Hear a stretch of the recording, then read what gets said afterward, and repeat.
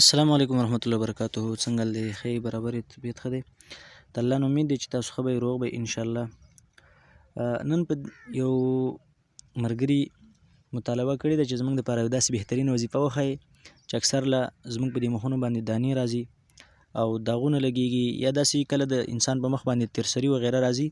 هغه تور داغونه دغه د ختمولو لپاره مونږ ته وظیفه وخی نو هغه لپاره یو بهترین وظیفه ده لیکن طریقه به څنګه استعمال به څنګه او د وظیفه کم ځکه د دې لپاره ما سره دا ویډیو اخیره پورې وګورئ او ویډیو سکیپ کوئ ما ان شاء الله راځي کوم مرګرو چې دا چینل نه سبسکرایب کړی ځان سره چینل ضرور سبسکرایب کړئ چې تاسو نورم بهترین وظایف راځي دا شانت د خوب تعبیر و غیره یا بهترین علمي دینی سوالی هغه باره کې تاسو مونږ ته ویل شي ان شاء الله دغه جواب به مونږ تاسو درکو نو تاسو براوړوي اتلسمه سپاره سوره نور چې کله تاسو سوره نور راوړوي دا زراوړو او بیا سوره نور کې آیات نمبر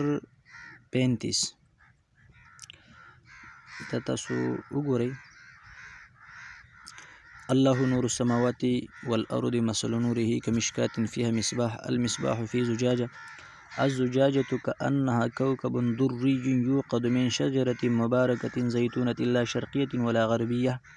يكاد زيتها يضيء ولو لم تمسسه نار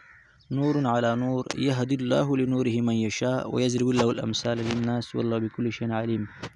د دې پوری دا یو آیات سار او ماخام به درې ځله په لاسو باندې چوف کې په خپل مخ باندې بیره کوي الله رب العالمین به په دې کې نورم پیدا کی خاص هم پکې پیدا کی او چې کوم داغونه وغیرہ دي هغه هم پکې پیدا کی بل چې کوم مستقل تور داغونه دي یا ترسری دي هغه لپاره وظیفه موږ مخ کې د چینل کې شیر کړم ده او دا غینه علاوه یو بل وظیفه مشته کوي چاته مطالبه و نو ترسری ختمولو لپاره یا دانو ختمولو لپاره نو بیا ان شاء الله په کومنټ کې وای هغه هم ان شاء الله موږ یو مختصر یو لفظ دی او طریقه بیا تاسو ته وایو ولیکن دا غینه مخ کې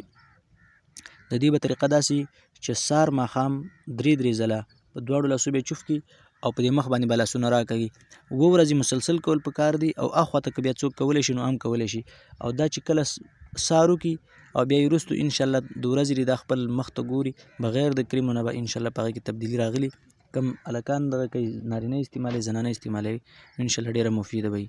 والسلام چینل ځان سره سبسکرایب کړئ چې تاسو نورم بهترین وظایف راځي.